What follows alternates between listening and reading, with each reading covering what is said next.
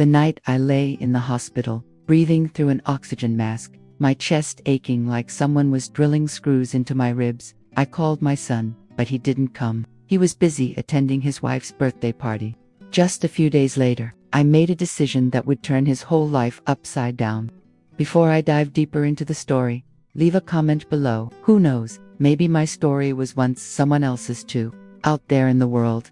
Midnight on Thanksgiving Day, I opened my eyes to a ceiling the color of watered-down milk and the hush of machines breathing on my behalf. A single fluorescent tube buzzed overhead, spilling its hard white light across the curtain track and onto Nurse Hannah's face. She was leaning in, trying to smile through the glow, her badge tilting at an awkward angle that read Hannah R.N. "Cold, Mrs. Carver?" she asked, her voice a slow drip. I wasn't cold, not really, but I nodded anyway. That's what you do in a hospital when you're past 55 and unsure what you still deserve. You accept blankets the way children accept candy. She floated a warmed sheet over me, the sterile scent of bleach and something faintly sweet, maybe pumpkin room spray left over from the holiday, settled around my shoulders.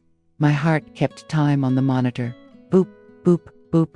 Steady enough, Hannah said, given the circumstances. The circumstances, of course, were the chest pains that folded me in half 2 hours earlier, while I sat alone at the kitchen table rehearsing how to ask my son if I could join his Thanksgiving dinner. The last time I dialed 911, it was for Frank. My husband's lungs had given out on an ordinary Tuesday 3 winters ago. I rode in the ambulance, clutching his hand, trying to convince him, maybe myself, that help was close. He never made it past the ER doors. Tonight I lay on the same kind of gurney, except the hand I held was my own, fingers laced tight so the fear couldn't escape. From the moment they wheeled me through triage, I kept hearing the paramedics question, "Who would you like us to call?" There was only one name that mattered: Scott, my boy with the lopsided grin, now 32, husband to Brittany, father of 2 toddlers, and a Great Dane the size of a kitchen appliance. Scott, who still signs birthday cards, "Love ya, Dad," with an exclamation point big enough to hide the oceans between our visits. I gave Hannah his number. She dialed on the bedside landline, the kind with gum-sticky buttons and a coiled cord that never While the phone rang, Hannah smoothed the blanket again, the way you'd pet a nervous dog. I heard the party in the background before Scott's hello. Ice clinking, a pop song from a decade I never learned to like, Britney's laugh, rising like champagne bubbles. "Dad, you okay?" he asked, half shouting over the noise. "I'm at St. Joseph's," I said. "Chest pains. They're running tests tonight." He covered the receiver, yelled something to the room, came back. "Can I call you after the candles? It's Brit's birthday. 20 minutes, tops." "Sure, son," I said, though the monitor picked up the skip in my pulse. He hung up, and so did the room. The silence after a party line goes dead is different from ordinary quiet. It leaves a shape like chalk dust where a body used to stand. Hannah squeezed my arm. "Family shows up," she promised. I didn't argue. Promises help nurses sleep at night. An orderly rolled in a tray, pale turkey slices, instant mash, cranberry sauce that kept its can ridges like tree rings. Thanksgiving, on a plastic plate. I poked at it until the gravy filmed over, then let the lid fall. Hunger felt rude, as if asking for seconds at someone else's funeral. Hours drifted, 1 a.m., 2 a.m., mocked only by Vittles checks and the muted scuff of Crocs in the hallway. I tried the TV, football highlights, shopping ads, a preacher selling miracle water for $29.95. I turned it off. Somewhere down the corridor a patient moaned, raw and low, and I wondered if my own voice had sounded like that in the ambulance. At 3 a.m. the cardiology resident came in, all jawline and caffeine. He said the EKG was borderline. They'd keep me for observation, blood work at 6. His words floated above me like weather balloons, important, distant, likely to drift off by morning. I checked the phone again. No missed calls. I thought about dialing Scott myself, but what then? Compete with cake and candles for attention. Risk his irritation draining through the receiver. My chest hurt worse at the thought, a dull screwdriver behind the sternum. Instead, I replayed an old memory. Scott at 16, Thanksgiving morning, waking up before dawn to help Frank wrestle a frozen bird into the sink. The two of them laughing when the plastic-wrapped giblets skidded across the tile. That was the year I wanted to fry the turkey outside, but the fryer tipped and flame-kissed. The porch railing. We ate takeout Chinese around the TV. Frank's cheeks redder than the sweet and sour sauce. Scott insisting it was our best Thanksgiving ever because nobody had to argue about politics at the table. We were 3 then. Now we are 2, and one of us cannot be bothered to pick up at dawn. The hospital began its morning shuffle, shift change, breakfast carts, the low hum of business returning. A gray light seeped through the blinds, washing everything honest. I pressed the call button, asked Hannah for my cell phone charger. She wheeled it in from my overnight bag, tucked neatly beneath the bed like a loyal dog. I scrolled through photos while the phone charged. Scott holding newborn Emma, Frank in his navy ball cap squinting against a July sun, me and the guys at the plant on the day they shut it down. Each picture a tiny sermon about how quickly a life leaps from present tense to past. At 7:12 a.m. the phone finally rang. I stared at the screen until the second ring, afraid to pick up, afraid not to. "Dad, I'm sorry," Scott said at once, voice thick with yesterday's bourbon. "Party ran late, Emma wouldn't sleep, then my phone died." I let him talk. Apologies need room to stretch out and breathe. When he finished, there was a silence so thin, I could almost see through it. "I'm okay," I told him, though the ache in my chest corrected me with every beat. "If you can, swing by after the parade." "No big rush. I'll be there within the hour," he said, and I wanted to believe him the way you believe dawn will actually bring a new day. Hannah brought the breakfast tray, a domed plate, a paper cup of coffee, one small packet of grape jelly. The steam smelled like possibility. I lifted the lid. Scrambled eggs, rubbery but yellow enough to count. I tore toast into quarters, buttered each, took a bite. Warm food met an empty stomach and sparked a quiet gratitude. Outside, a siren wailed, down 7th Street, heading toward someone else's disaster. Inside, my monitor beeped on, softer now, like a metronome patiently waiting for the song to start again. And so Thanksgiving began. Me flat on my back, a second-hand sunrise crawling up the wall, wondering if family still meant showing up before visiting hours, or if, these days, it simply meant answering the phone. The cab pulled up to the curb around noon. Thanksgiving had passed. So had the Friday after, and most of Saturday. The sky was smeared with a gray that looked like it had forgotten how to be blue, and a fine mist hung in the air like the kind of sadness you can't quite name. The driver, a quiet man in his 40s, helped me with my small overnight bag. I didn't pack much, just socks, a sweater, and the paperback copy of Mice and Men Frank had given me on our second Christmas. I never did finish it. My boots stuck a little in the wet grass as I walked to the front door. Fallen leaves clung to the soles, yellow, orange, some already black at the edges, like burned paper. The house stood just like I left it, upright, respectable, tired, but it looked different, somehow, like it had been holding its breath while I was gone. I stood on the porch for longer than I cared to admit. It wasn't that I'd lost my keys. I had them in my coat pocket, same place as always. No, it was something else. I stood there because I missed that old feeling. Someone waiting on the other side. Someone hearing the shuffle of your feet and coming to the door before you even knocked. Frank used to do that. He said he could hear my steps from the corner. "Your boots got a rhythm to 'em," he'd laugh. After he passed, the door stayed closed longer. And now, it stays closed by default. I let myself in. The house smelled like dry air, cold potatoes, and a little bit of must. The grocery bags were still on the kitchen counter, half unpacked. Milk expired, bananas too soft to save. The radio was on in the dining room, humming a jazz station to no one at all. And my cup of tea, half full, sat where I'd left it, ring of brown tracing. The rim, cold as stone. Everything had paused in that instant. I called 911. Everything had waited. I moved slow, bone-tired in a way the hospital hadn't fixed. My body was healing, yes, but the kind of tired I carried now wasn't the sort a nap could touch. I was halfway through throwing out the spoiled food when I heard the knock. Not rushed, not hesitant. 3 steady thumps like someone trying to knock away awkwardness. It was Grace, my next-door neighbor. She's 67. Wears her hair in a tight bun, and bakes like it's still 1965. She held out a foil-covered dish, banana bread, probably, maybe with walnuts if she remembered. I liked that. "I heard you were home," she said, voice soft like church carpet. "I brought you this." I thanked her, and she stepped inside without waiting for me to say yes. That's how it is with folks like Grace. You don't invite them. They just know when you need someone to stand in your kitchen. I don't mean to stir anything, she said, setting the bread on the counter. But I thought you ought to know something. She didn't meet my eyes at first. Scott came by. Wednesday afternoon, I think it was. He had a woman with him.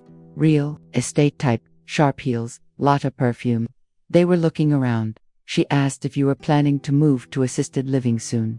I didn't say anything, just poured her a cup of instant decaf and slid it across the table. She went on. Didn't seem like he told you. They walked the perimeter, peeked through the windows. I thought maybe it was part of some plan you made together. I shook my head. No, it wasn't. Grace didn't say I'm sorry, and I appreciated that. Pity would have cracked me in half. Instead, she finished her coffee, touched my hand, and said, "You call if you need anything. Anything." Then she left, the screen door sighing shut behind her. I didn't cry, not then. I just stood by the kitchen window, the one that looks out over the backyard. The grass was overgrown, the bird bath cracked at the side. Rain drizzled down in fine, steady sheets, tapping against the glass, in a rhythm just shy of soothing. The more I stared out at that yard, the more I felt it. The slow, spreading knowledge that something had shifted while I was gone. That the house wasn't just empty, it had been trespassed. I'd lived in this place for 32 years. Frank and I painted the walls ourselves, fought over the color of the tile, planted the fig tree that never bore fruit but gave us a reason to step outside. We laughed in this kitchen, we screamed in it, too. Every corner of the house held echoes of a life built with effort, patchwork, and late-night apologies. And now my son was walking strangers through it while I lay in a hospital gown wondering if my heart would ever beat quite right again. I thought about confronting him right then, picking up the phone, calling, asking him what the hell he thought he was doing, but I didn't, not yet. That conversation needed more than anger. It needed breath. It needed choice. So I just stood there, watching the rain crawl down the glass, feeling it in my bones. And that's when I realized, it wasn't just that the house had lost its soul, it was that I was starting to wonder if I had, too. I took a deep breath, the kind that fills the lungs and doesn't make you feel any fuller. Walked to the hallway closet, pulled out the box with Frank's old army coat and a pair of boots I hadn't worn in years. I sat down on the bench and started polishing them, not for any reason in particular, just because sometimes, when everything else falls apart, your hands still remember how to take care of something, even if it's just leather and laces, even if it's just to feel useful again. The rain didn't stop, but neither did I. After Grace left, I made myself another cup of tea, more out of habit than thirst. The banana bread sat untouched on the counter, still warm, its sweetness filling the kitchen with a kind of kindness I hadn't felt in days. But even that couldn't drown out the unease. My knees creaked as I climbed the stairs, one hand on the rail, the other still holding the tea. The second floor smelled different, dustier, quieter, like the years that lived up there had aged in silence. Frank's old flannel shirt still hung on the back of the bedroom door, and I hadn't had the heart to move it. Sometimes I still brushed my hand against it, hoping for something. Maybe scent, maybe memory. When I walked into the room, I noticed something odd. The top drawer of Frank's nightstand was open, just barely, just enough for the corner of a white envelope to peek out. That drawer had been shut for months, maybe longer. I hadn't touched it since his funeral, too afraid of what I might find, too afraid of what I wouldn't. But today, something in me reached forward. The envelope was unsealed, the paper inside folded once, neatly. I knew that handwriting before I even opened it. Frank always wrote in blue ink, never black. Said black looked like a bill collector. My hands trembled, not from age, not from weakness, from knowing what this was before I even read it. It started simple. If I go first, it read, don't let anyone push you out of this house unless you want to go. That was it. No, dear Marie, no love, Frank. Just one sentence, plain, strong. His voice in my head saying it exactly like that, firm but gentle, like the way he'd tell me when to add more salt to the stew. I sat on the edge of the bed and read it again and again. My thumb brushed the edge of the paper, and something inside me, something I didn't know had shut down, started humming again. I didn't cry, not this time. Not because I didn't miss him, God, I missed him every single day, but because that letter wasn't a goodbye, it was a torch passed. It was permission, And maybe that's what I'd been waiting for without realizing it. The hospital, the silence from Scott, the feeling of being passed over, invisible, like I was just some piece of furniture in my own life. But here Frank was, speaking from the other side of the silence, saying you still have a say, saying don't let them write your last chapter for you.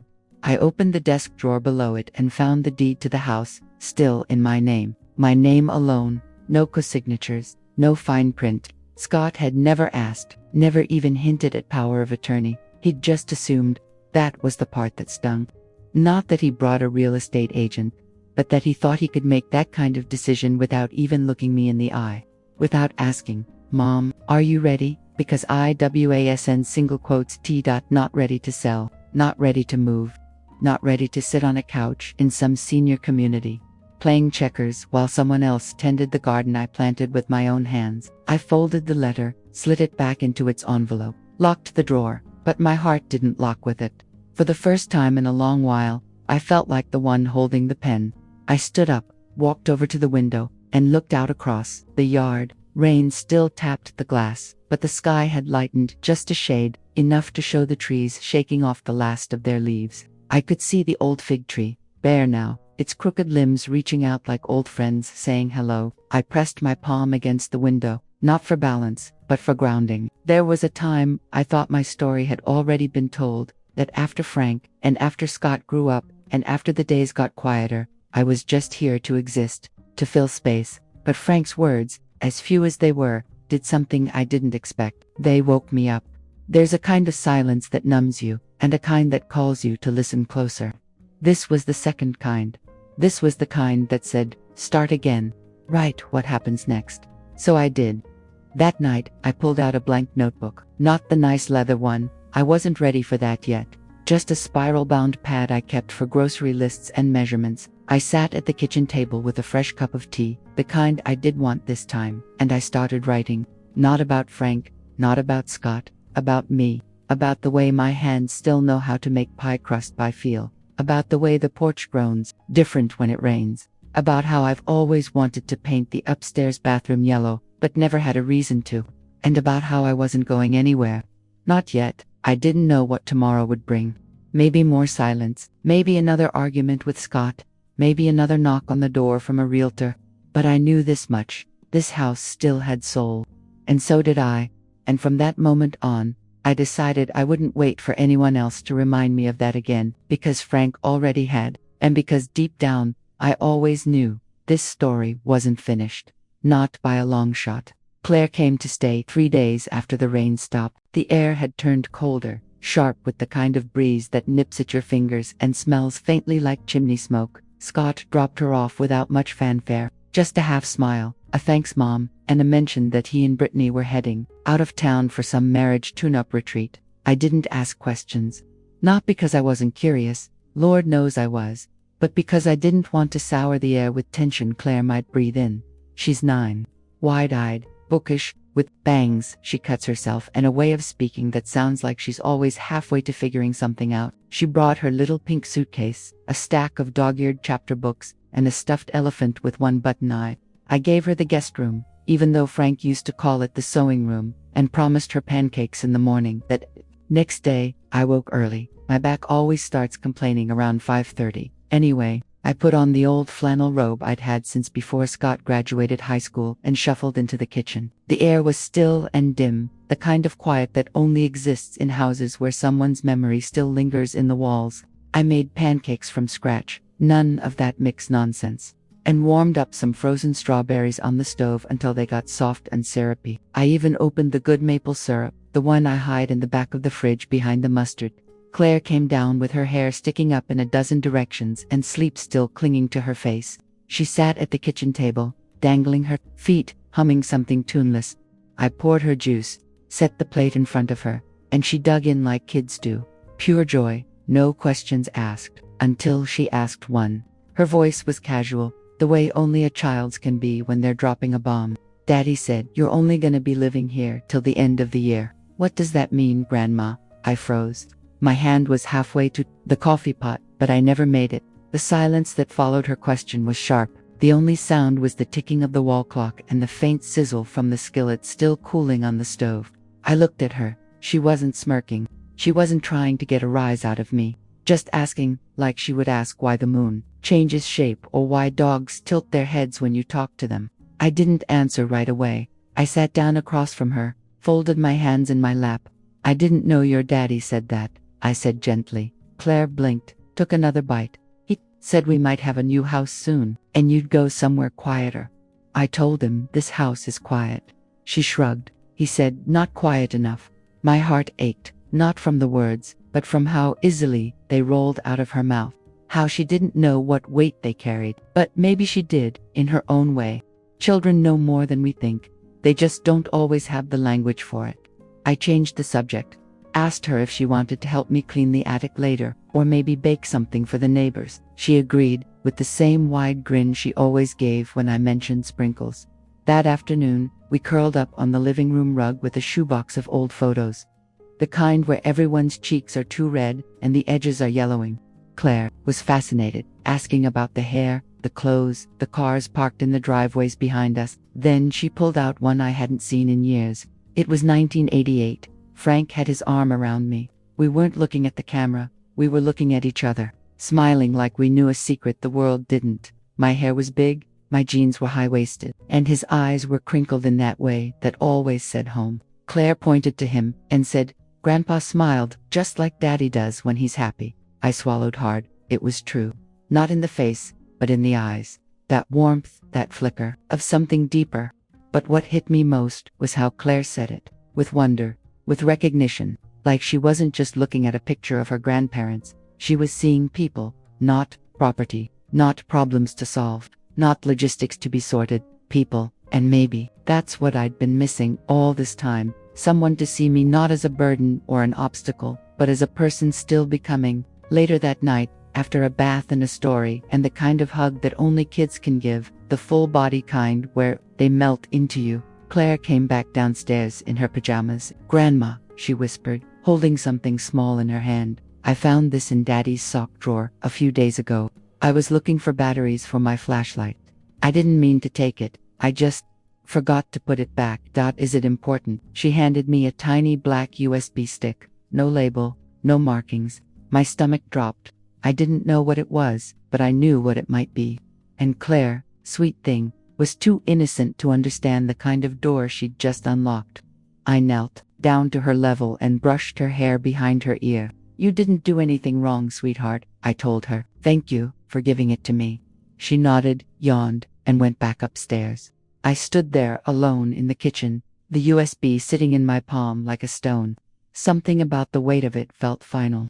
Like it held answers to questions I didn't even know I'd asked. I didn't plug it in. Not yet. Not because I was afraid of what I'd find, but because something deep inside me had shifted the moment Claire handed it over.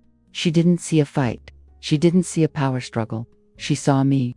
And in that moment, I realized, whatever was on that drive, whatever decisions Scott had been making behind closed doors, it wasn't going to define me. Not anymore. Claire had reminded me of something Frank's letter had only begun to stir. That the truth isn't always loud. Sometimes it comes with strawberry syrup and a question at the breakfast table. And when it does, you listen, you breathe, you begin again. That night, I locked the USB in the drawer next to Frank's letter. Not because I was avoiding the truth, but because I finally knew it was mine to face. And this time, I wouldn't face it alone. I waited until Claire was fast asleep. She'd curled up in the guest bed under a blanket. I'd crocheted the winter Frank got pneumonia, and her breathing had settled into the soft rhythm of childhood peace. I lingered in her doorway a while, longer than necessary, watching the rise and fall of her chest, the way her arms curled around that stuffed elephant like it was the last soft thing in the world. Then I went downstairs. I made myself a cup of chamomile tea, not for comfort, but because my hands needed something to do, something warm to hold. The USB sat on the kitchen table like it had been waiting for me. I plugged it into the old laptop Frank used for online chess and crossword puzzles. The screen flickered once, then settled into stillness. There was only one file. No name, just a timestamp.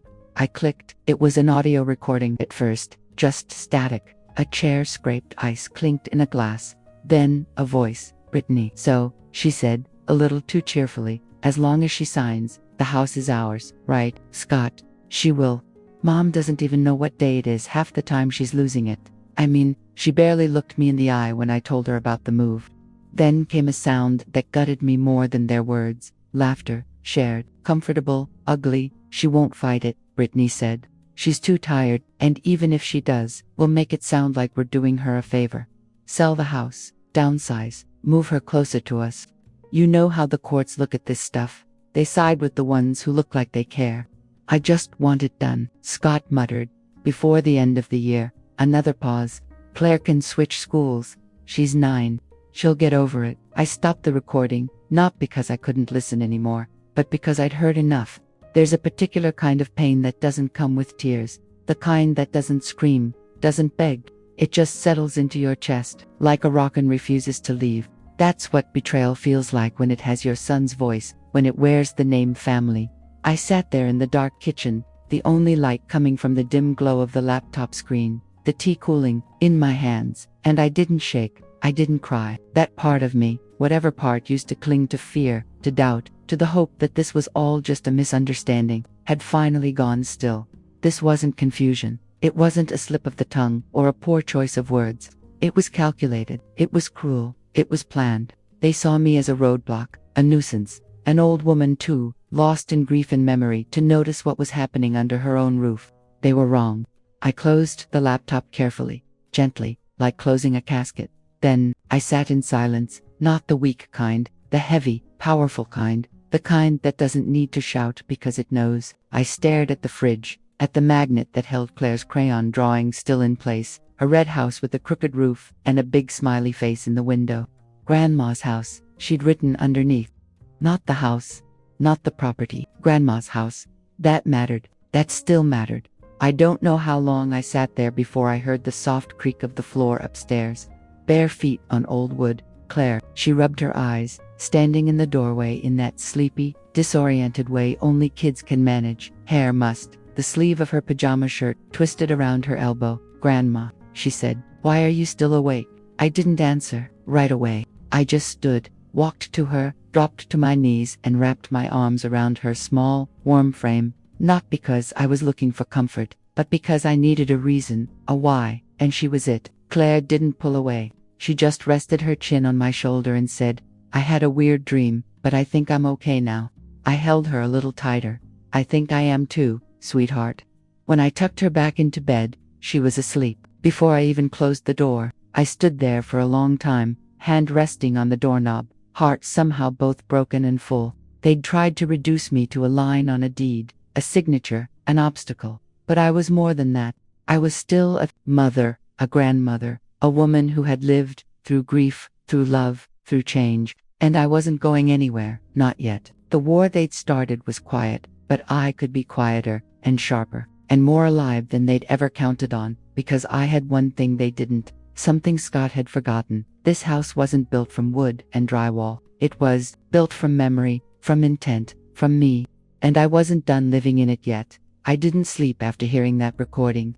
Just paced the hallway until sunrise burned a dull stripe across the bedroom wall. By 7:30 I'd showered, dressed in Frank's old tweed coat, and pulled the lockbox from the closet shelf. In it were the deed, Frank's will, my birth certificate, and 3 photographs I kept for courage. Our wedding day, Scott's first Little League hit, and newborn Claire wrapped like a burrito in a hospital blanket. At 8:15 I left Claire a note, back by lunch. Eat the banana bread. Love you. Then eased the car out of the driveway. The tires hissed on damp asphalt. Every mile felt like another stitch tightening in my spine. Alan Barrett's office sat 2 towns over, on the 2nd floor of a sandstone building that used to be a bank. He and Frank served together in Kuwait, came home broke, and swore they'd never let paperwork beat them again. Frank kept that promise by marrying a woman who read the fine print. Alan by becoming the fine print. I walked in without an appointment. The receptionist, a girl young enough to be my granddaughter, opened her mouth to protest, but Alan stepped from his glass-walled conference room and waved me through. His hug was quick, businesslike, smelled of cedar and black coffee. Marie, it's been too long, he said. Wish it were a social call. I sank into the leather chair across from him, laid the manila folder on the table. I need you to do 3 things, and I need them done right. He raised an eyebrow. Shoot. I slid over Frank's letter first, then the USB, finally the deed with my maiden signature crisp at the bottom. 1, I said, holding up a finger. List the house for immediate sale. Cash buyer, if you can swing it. No contingencies. 2, establish an irrevocable trust in Claire's name. College, medical, whatever she needs till she's 30. Make me trustee until I die. Then assign the bank. 3, effective today, stop the monthly transfers to Scott and Brittany. They'll get what's left of my savings when I'm ashes, not a minute before. Alan flipped through the pages, his lawyer face like stone under river water. That's a grenade, Marie. You pull this pin, you can't shove it back in. Ask me if I'm sure, I said. He did, quietly. I answered by pushing the USB closer. Play it, then ask again. He slipped in earbuds, listened. Halfway through, his jaw set so hard I thought the hinge might crack. When the file ended, he removed the buds, coiled them neatly, and slid the drive into his breast pocket. I'll draft everything today, he said, but you'll need to sign in front of a notary. Can you wait an hour? I've waited long enough. While he typed, I stood at the window overlooking Main Street. People hurried beneath slate-colored clouds, jackets clutched shut, heads down. I used to walk that way too, hunched, apologizing for the space I occupied. Not anymore. 45 minutes later, Alan returned with a slim stack of documents, yellow arrows marking the signature lines. The notary, a gentleman with a walrus mustache, watched me sign, each scrawl steadier than the last. Stamp, stamp, done. Alan slid the copies into a folder embossed with his firm's name. House should move fast, he said. Market's crazy. You'll clear mid-6 figures, maybe more. Every penny goes to the trust, I reminded him. And Claire, she know when she's ready. Right now she just needs chocolate milk and a math tutor. Alan's expression softened. You realize Scott can challenge this. He can try, I said, buttoning my coat. But he'll have to do it without my checkbook. We shook hands. For a moment he held on, like old soldiers acknowledging a shared battlefield. Then I walked out, heels clicking on marble tile like the sound of a starting gun. Outside, the sky threatened rain but held back, as if curious to see what I'd do next. I breathed in cold air laced with exhaust and diner bacon, and felt taller than I had in years. Back home, Claire met me at the door, peanut butter smudge on her chin. Grandma, I gave Elephant a bath in the sink. You did, huh? Her hair good. Everybody deserves a fresh start. We spent the afternoon painting the upstairs bathroom the daffodil yellow I'd been putting off for a decade. Claire handled the roller, I cut the edges. We dripped on the drop cloth, sang off-key to oldies radio, and laughed until my ribs ached in that sweet bruised way laughter can hurt, while the paint dried. I brewed cocoa and told Claire stories about Frank, how he once tried to grill a frozen turkey, how he danced the Macarena in combat boots on our 25th anniversary. She giggled, eyes wide, absorbing history that belonged to her too. Night settled, gentle.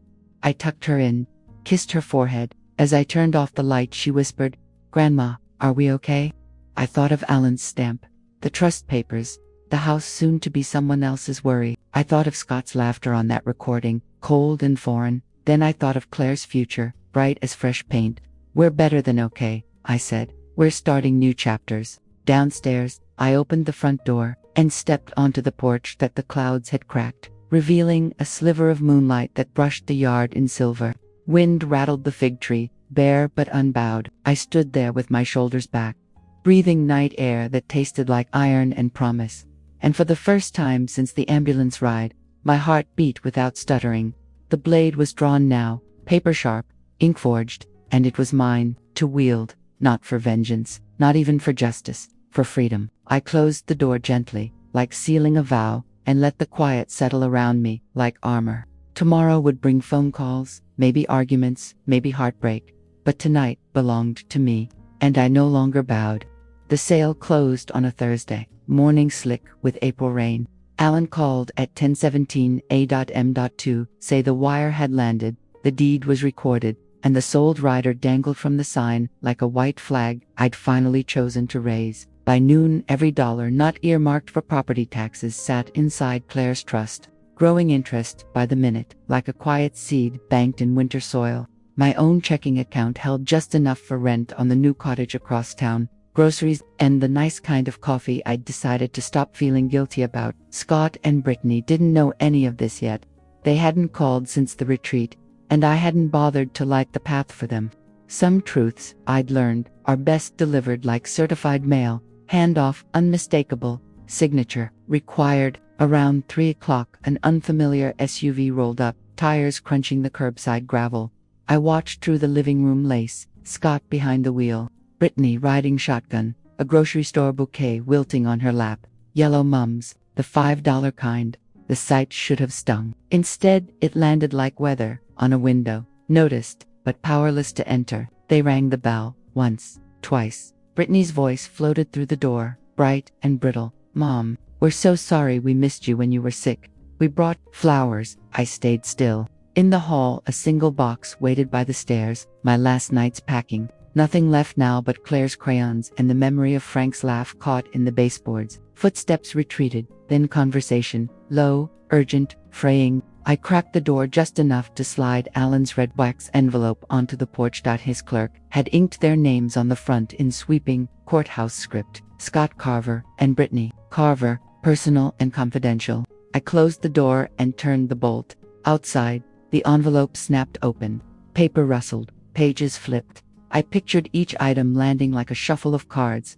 Frank's blue ink note, my authorization to sell, the closing statement with the 6-figure total circled, a printed transcript of their own recorded words. Scott's gasp scraped the other side of the wood. Brittany's voice, razor thin, a trust. "Since when does she?" Scott cut in, panic and disbelief colliding. "She sold the house. Our house. Not yours," I thought, but didn't say. Instead, I opened the door and stepped onto the porch. The afternoon smelled of wet earth and lilac swelling in the side yard, careless with color. I wore no coat. The rain had stopped, and the chill felt honest on my skin. Scott looked up, eyes raw. "Mom, we were going to talk about all this. You blindsided us." I responded to a blindside. I said softly, "You just didn't know the lights were already on." Brittany pressed the papers to her chest like a broken shield. "Claire will hate you when she finds out you've ruined everything we planned for her."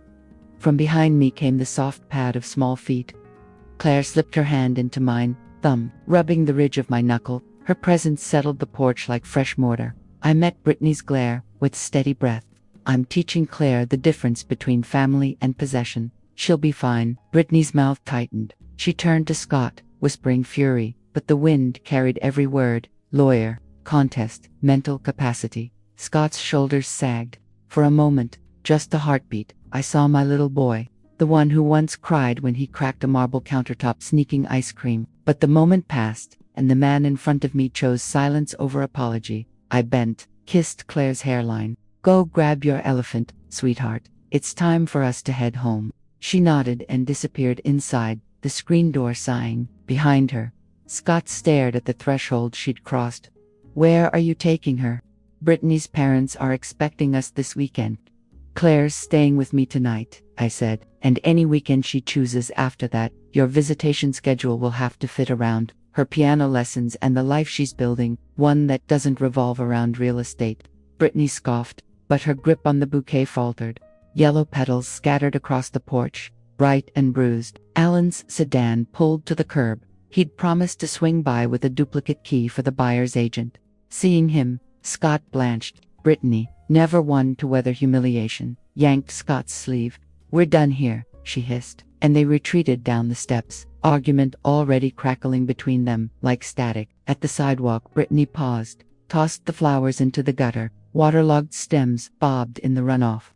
They climbed into the SUV. The engine roared, then quieted as the vehicle shrank to a blur beyond the maples.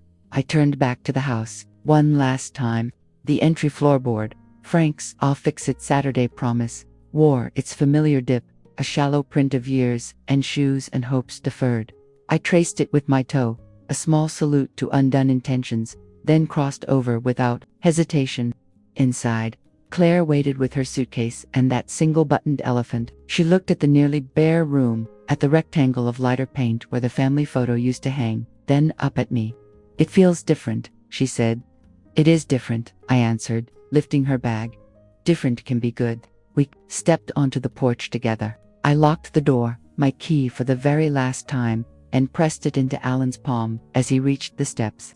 Papers traded, hands shaken, past sealed. Claire and I walked down the driveway, our shadows long in the slanting sun. She skipped once, testing freedom like a new pair of shoes, then matched my pace. "Grandma," she asked, "where's home now?" I squeezed her hand. "Wherever we decide to plant our feet and tell the truth." She considered that, smiled, and kicked a loose pebble into the street. Ahead, the road curved toward a horizon washed clean by rain, wide enough for second chances.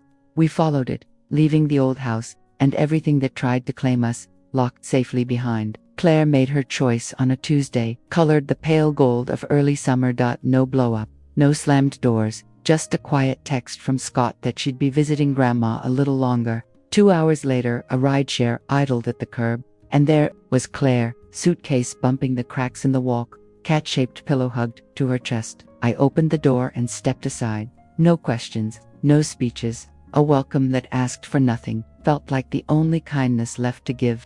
She rolled past me, eyes scanning rooms she already knew by heart, as if checking that nothing had shifted. While she'd been gone, up in the guest room, she unpacked with a sort of careful urgency, jeans folded, books stacked, the elephant placed on the pillow like a sentry. I offered lemonade. She nodded, so I left her to the small ceremony of settling in. That evening we drove to the nursery on Maple Avenue. I let Claire pick any plant she wanted for the porch. She wandered the aisles, finger-touching leaves, smelling soil the way bakers smell rising dough. She stopped at a tray of lavender starters, tiny green soldiers with just a hint of purple at their tips. "This one," she said, "lavender calms nightmares." We bought a clay pot, potting mix, and one brave little plant. Back home, we knelt on the porch in fading light, hands dirt deep, tamping soil around fragile roots. I showed her how to water just enough, not drown it. When we finished, dusk had slipped in, and the porch smelled faintly of Provence carried on Midwestern air. Inside, we swapped the kitchen's faded plaid tablecloth for a sunflower yellow runner Claire found in the linen drawer. She dusted picture frames, wiping away years of fingerprints and grief. When she reached the wedding photo of Frank and me, she used a fresh cloth, slower strokes, like polishing a relic. Over mac and cheese, she told me about the 3 days back at her parents' house, how Brittany kept pacing, phone glued to her ear, calling lawyers who specialized in elder reversals, a phrase Claire pronounced as though it tasted sour. How Scott stole glances at the basement door, maybe half expecting me to materialize with a lecture. "Mom says I'll understand when I'm older," Claire whispered, but every time she says Grandma, her face twists like it hurts. I stirred another spoon of cheddar into her bowl. "Some folks swallow anger and pretend it's medicine. Doesn't mean you have to take a dose." She studied me, searching for a loophole. "Am I supposed to feel bad?" "You're supposed to feel true," I said. "Only you know whether you owe an apology.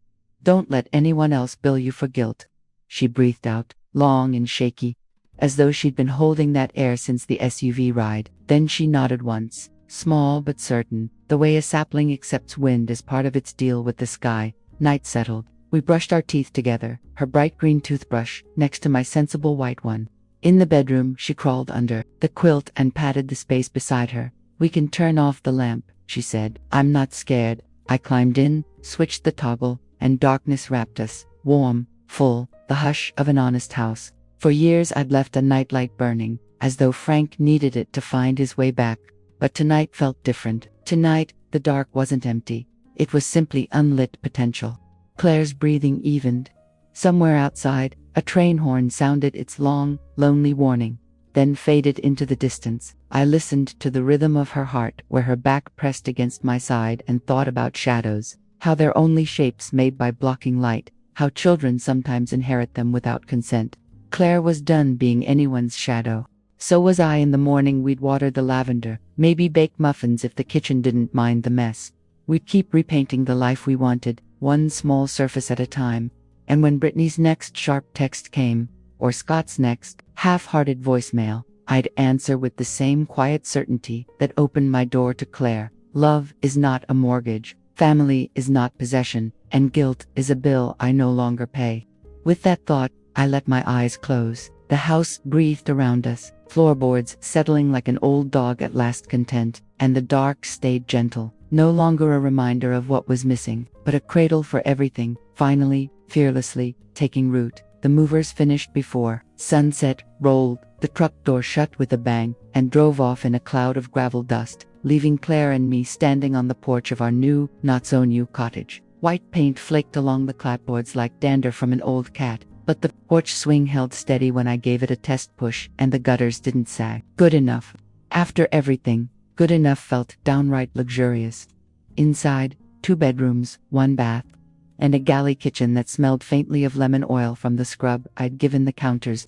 No marble, no island, no pot filler spout, just a stove older than Claire, a fridge that hummed like a baritone cricket, and a little window over the sink that framed a patch of sky the color of morning glories. I could live with that view for a long, long time. The first morning, sunlight filtered through cheap mini blinds in gentle stripes, gold but soft, the way butter melts across warm toast. I padded to the kitchen in wool socks, put the kettle on, dropped a Lipton bag into my favorite chipped mug, and turned the radio to AM 640, some host interviewing a retired mailman about the art of handwritten letters. No commercials screaming, no news flashes of somebody else's crisis, just 2 voices taking their time. It felt like finding an old quilt in the attic and realizing it still holds heat. Claire emerged in pajamas, hair a wheat field gone wild. She grabbed the cereal, poured a mountain, then fished out the purple crayon she'd tucked in the box for emergencies, and started doodling flowers on the flap while she ate. Nothing about her asked permission to be that joyful. The sight filled the whole room the way sunrise fills a barn. "Grandma," she said between bites, "the new school's registration form wants a guardian." "Makes sense," I wrote. "Rosemary Carver, grandmother in purple ink. Is that legal?" I grinned. "Legal enough for me. We'll hand it in today." She slid the paper across the table. My name tilted slightly right, bold and certain, exactly the way Frank's used to tilt when he signed for packages at the door. Seeing it in her handwriting tugged a thread I didn't know was still attached inside my chest. Not pain, a gentle pull toward forward motion. Settling rituals. We unpacked in sections. First, the kitchen essentials, then the bathroom, so you can start and end a day with dignity. Last, the bedrooms, the dreaming parts. I let Claire choose the curtain color for her room. She picked teal polka dots because dots are like possibilities. You never know where the next one lands. I tacked them up while she arranged her books by how much magic they contain, instead of alphabet. After lunch, we planted the lavender pot on the back step, south-facing where light lingers. I mixed compost. She pressed soil. We watered until the rim gleamed dark. The scent rose sweet and steady, promising summer bees, promising calm. Grace phoned just as I scrubbed paint flecks off my forearms. She asked about the move, ignored Scott's name the way you ignore a loose stitch you're tired of fixing. Her voice carried the warm rustle of gossip unsaid, but all she offered was, "The sunset was pretty over your old place tonight. Thought of you. We promised coffee soon." Evening, thoughts. Boxes emptied. Claire sprawled on the living room floor drawing blueprints for a reading fort. I took the last unbroken mirror from its blanket wrap and propped it against the hallway wall. The glass was speckled, edges fogged, perfect for soft focusing wrinkles. I hadn't really looked at myself since the hospital. Too busy fighting battles made of paper and signatures. Now I did. Hair silvering but thicker than I deserved. Eyes less tired than expected. Shoulders finally unhitched from the invisible yoke I'd worn for years. I could almost see the outline of the girl who once danced barefoot in a college fountain just because the water was there. She winked. "Hello, Rosemary," I whispered. The words felt shy at first, then found their footing. "It's nice to meet you again. From here on out, let's live the life we choose." I didn't cry. Instead, I smiled. A real one, teeth and all, and the woman in the mirror smiled back like she'd been waiting for that cue. Nightfall without fear. We ate grilled cheese sandwiches on mismatched plates, and christened the table runner with a blob of tomato soup. No one scolded. No one sighed. After dishes, Claire set up her fort with chairs, blankets, a flashlight, and 3 novels about girls who tame dragons by telling them jokes. She invited me inside. We fit, barely, knees knocking, hearts steady. The flashlight beam cut a small circle of brightness that felt bigger than any chandelier in that old house. Before bed, she taped a note on the fridge. Water, lavender, every morning, printed in purple, underlined twice. Responsibility, rooted in joy. She chose to sleep without a nightlight again. I kissed her forehead. smelled lavender still on her fingers. In my own room, the window was cracked a thumb width, letting in cricket song in cool air that tasted of rain yet to fall. I climbed under the quilt, pulled it to my chin, and realized my pulse was keeping a slow, even time, no skipped beats, no chase, just life, ordinary and unafraid.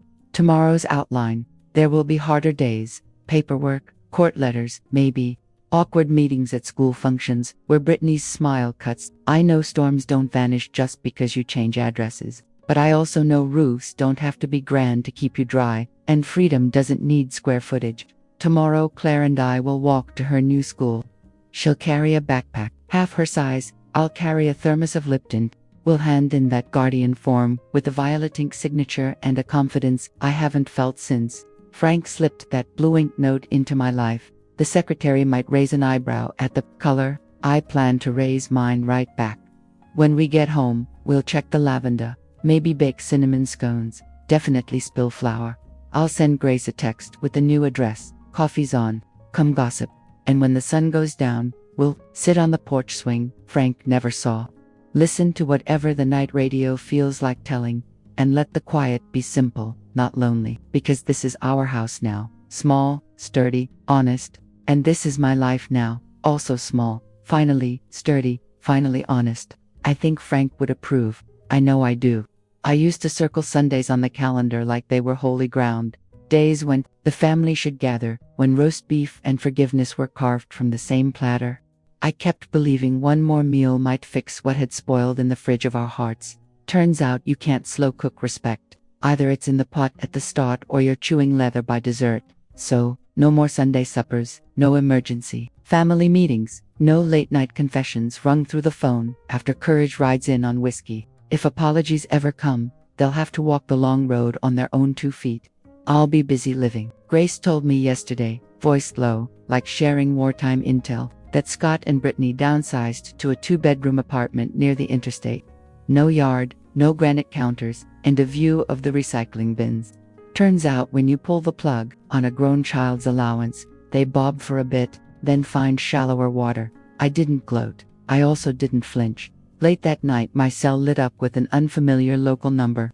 I let it ring out. A minute later a text arrived. Mom, PLZ, pick up, we need to talk. I blocked it.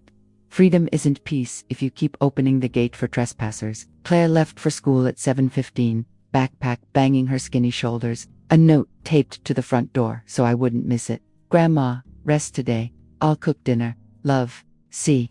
Purple ink, slanted confident. I pocketed the note like a medal. I brewed my Lipton, let the bag steep strong, and cracked the kitchen window. The breeze carried cutgrass scent and the gossip of sparrows. Somewhere a neighbor practiced trumpet scales, hesitant, earnest. Each note started rough, found center, then drifted off, making room for the next try. It sounded exactly like a life in progress. I sipped and remembered every time I mistook silence for safety. How many rooms did I stand in? Hands clasped, heart hammering, while someone else's words painted me into a corner. My quiet used to wear the mask of patience. To everyone else, it looked like agreement. I finally learned, when you never say no, people assume the answer will always be yes. Never again. I changed the sheets, line-dried them on the backyard rack, watched sunlight erase hospital smell and old fear. I baked a single loaf of honey bread, ate the first warm heel with butter that melted faster than I could spread it. I carried a cup of tea to the porch swing and read 2 chapters of a paperback mystery before dozing off. Book tented on my chest like a protective shield, no alarms, no guilt. When I woke, the sky had traded bright blue for light afternoon silver. I stretched, feeling the stitched scar of my angiogram twinge, a friendly reminder that rebirth often comes with a receipt. At 4:30 the landline trilled, the one only Grace and the school nurse use. Caller ID flashed private. I let the machine grab it. Scott's voice filled the kitchen, tinny and strained. Mom, please, we're struggling. Brittany's hours got cut. The court papers. You didn't have to go that far. We can fix this if you'll just call me back. He paused, maybe waiting for the beep of my surrender. It never came. He added, smaller, Claire misses us, then hung up. I deleted the message. Claire does miss them, yes, but missing doesn't equal returning.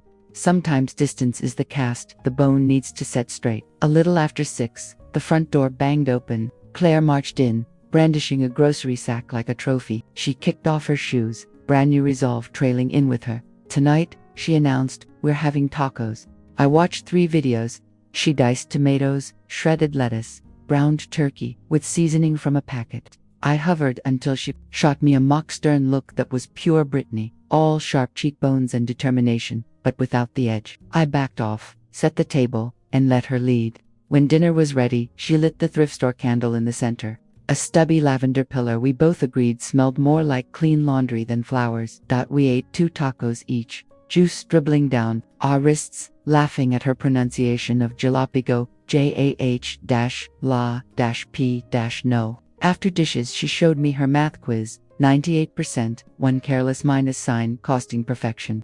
I told her, perfection is a moving target and only boring people hit it every time. She seemed relieved by the loophole. Night settled. I brewed chamomile. Claire sipped hot cocoa heavy on marshmallows. We moved the porch swing in slow arcs, watching fireflies map constellations across the lawn. Somewhere down the block, the trumpet player tried a blues scale, nailed it, and held the final note like a dare to the dark. Claire leaned against me. Grandma, do you ever feel bad for hanging up on Dad? I didn't hang up, I said. I just chose not to pick up. There's a difference. She considered that. You think he'll ever apologize for real? I hope so. Hope costs nothing. But my life doesn't sit on the shelf waiting for it. Her sigh rattled a bit, part child, part someone learning early that adults are complicated. Okay, she said, and it sounded like she understood enough for tonight. When the house was quiet, I stood in the hallway mirror again. Same silver hair, same crow's feet, but the woman looking back held her shoulders like pillars, not question marks. I smoothed the collar of my nightshirt and spoke to her. Rosemary, you outlived the silence. You owe nobody your quiet. The mirror didn't argue. I cracked the bedroom window before bed. Cool air streamed in, carrying the faintest trumpet trill and the lavender's dusk perfume. I felt the steadiness of my own breathing, slow, deliberate, belonging wholly to me. Tomorrow will bring phone calls, paperwork, maybe another plea from the past. They'll meet a line that no longer bends. I don't need permission to protect my peace, to love my granddaughter fiercely, to steep tea exactly as strong as I like. Freedom, I've learned, is not a door someone else can open for you. It's the key you stop handing out. I slipped under the quilt, let the dark cradle me, and smiled into the absolute, uncontested quiet, my quiet, and for the first time in decades, it sounded exactly like home. I spent nearly my whole life believing that silence was love, that endurance was duty, until the day I overheard my own son, the child I once cradled and raised with all my heart, discussing the sale of the house I live in, behind my back, as if I were nothing more than an old piece of furniture. That moment didn't kill me, but it woke me up. I no longer wanted to live like a shadow in someone else's story. I stood up, not with screams, not with pleas, but with action. I sold the house not to run away, but to reclaim my right to choose. I cut off the money that had been feeding betrayal, and I started over. Small, simple, but mine. My life. I came to understand this. Love is not silent suffering, and family is not a label that gives anyone the right to demand unconditional sacrifice. So, I ask you, if your own flesh and blood treated you like a burden to be dealt with, what would you do? Would you keep your eyes shut and stay quiet? Or would you rise, hold on to your dignity, and take back your story? I chose to rewrite my life. What about you? Leave your thoughts in the comments below. Your voice matters.